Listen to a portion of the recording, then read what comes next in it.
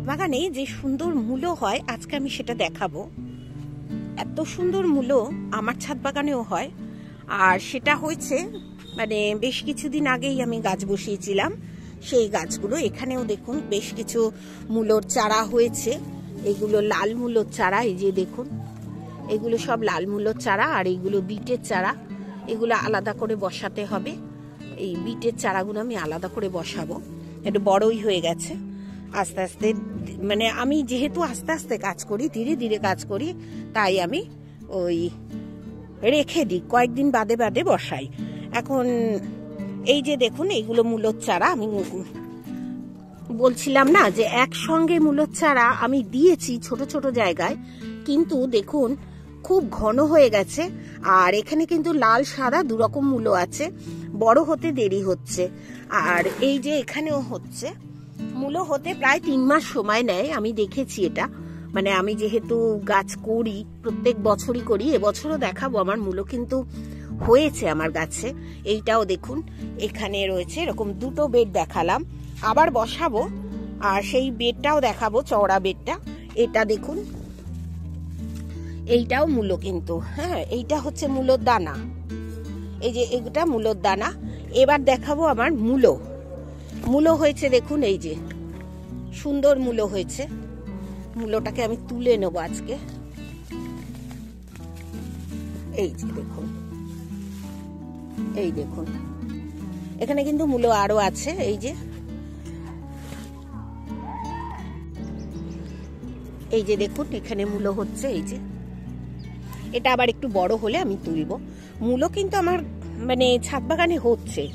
আর আমি আপনাদের সঙ্গে বারবার আমি শেয়ার করি না যে বারবার আমি বসাই, এই জন্যই আবার বসাবো। বড় একটা গ্রো ব্যাগটা কিভাবে তৈরি করেছি সেটা দেখে নিন। ছাদ বাগানে মূলো গাছ বসাবো, তাই জন্য একটা 4 ফুটের গ্রো ব্যাগ নিয়েছি। আর এই গ্রো ব্যাগ আমি বেশ খানিকটা মানে এইসব ছাদে সেই বর্ষাকালে ঘাস হয়েছিল সেই দিয়ে ভর্তি করে নিয়েছি আর কি। ভর্তি করে নিয়ে এইবার আমি এতে মাটি দেবো। আর মাটিটা আমি তৈরি করছি, ওই যে পাশেই মাটিটা তৈরি করছি। এটা 4 তলা, নিচ থেকে মাটি আনাটা খুব কষ্টকর। এই মাটিটা তৈরি করে নেব, আর এর উপর মাটি বিছিয়ে দেবো। ওই যে মাটিটা চুন, গোবর সার, কিচেন কম্পোস্ট দিয়ে আমি তৈরি করছি। আর এইভাবেই আমি মাটিটা তৈরি করি, আপনাদেরও বলি। আর এতে দেব বীজ দিয়ে এর ভেতর বীজ ছড়িয়ে আমি এখানটা পুরো মূলো বেড তৈরি করছি।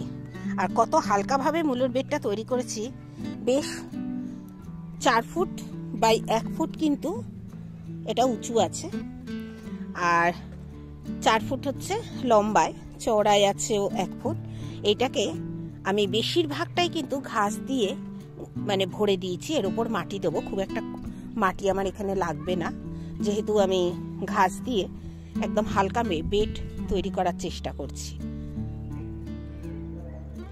আমরা এই 4 তলাতেই মাটি ফেলেছিলাম, আমি গতকালের ভিডিওতে দেখিয়েছি। 4 তলাতেই মাটি ফেলেছি। এখানে আমরা গাছ রিপোর্ট করছি, মানে লেবু গাছ রিপোর্ট করছি। এখন আমাদের দরকার যেটা, প্রয়োজন যেটা, সেটা মানে নতুন ফুল আসবে তো লেবু গাছে, তাই।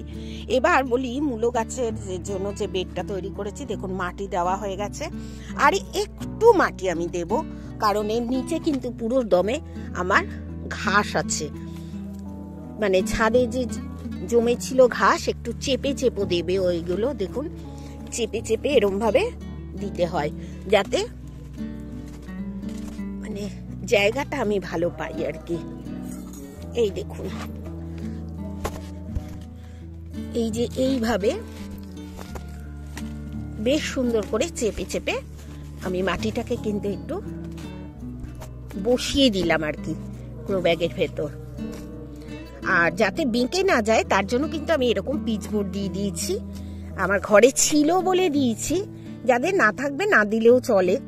আর যেহেতু এটা 4 ফুটের, খুব প্রয়োজন এটা দেওয়া। এই যে দেখুন এইরকম ভাবে দিয়েছি। আর এই দিকটা আমি মূলো দেবো, এই দিকটা দেবো মূলোটা কিন্তু এই যে এরকম হালকা হাতে ছড়িয়ে দেবো, পুরোটাই দেব।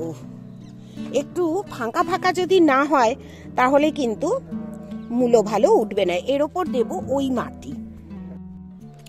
দেখুন বীজগুলো আমি কিন্তু সব ঢেকে দিয়েছি, কিছু কিছু বীজ ঢাকেনি, সেগুলো একটু আঙুল দিয়ে করে দেবো এইরকমভাবে।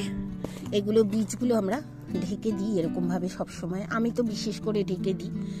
কখনো কোকোপিট দিয়ে ঢাকি, এখন আবার কোকোপিট এই চারতলার ছাদ বাগানে নেই, তাই আমি মাটি দিয়েই ঢেকে দিলাম। আর আরেকটু মাটি দিতে হবে, এই যে বীজ দেখা যাচ্ছে ওখান থেকে মাটি নিয়ে এসে একটু বেশ ঢেকে দিয়েছি, তাও দিতে হবে। এই যে দেখুন এইভাবে ঢেকে দিয়েছি। আমি যা কাজ করি আমি খুব সহজ পদ্ধতিতে করি, যাতে শরীরে অসুবিধা না হয়। এই যে দেখুন আর দেখা যাচ্ছে না বীজ। এবার জল দেবো, জল দেওয়ার পর যদি বীজ দেখা যায় তাহলে আবার একটু মাটি আমি ছড়িয়ে দেবো। দেখুন মূলোর বেডে জলও দিয়ে দিয়েছি, আবার এইসব বীজ যেগুলো বেরিয়ে গেছে সেগুলো কিন্তু ঢাকার চেষ্টাও করেছি। এই যে শুকনো মাটি দিয়ে দিয়েই আমি ঢেকে রেখে দিয়েছি। আমি ঠিক এইভাবেই করি, আর 2-1 দিনের ভেতরেই কিন্তু গাছ বেরিয়ে যাবে। তবে এই গাছ যখনই এইরকম জায়গায় বেরোবে, মানে একদম ওপরের ছাদ, এখানে কিন্তু পাখি ওই ছোট ছোট গাছ খেতে পারে। এর জন্য কিন্তু এর ওপর একটা কিছু ঢাকা দিয়ে রাখতে হবে আমাদের সব সময়।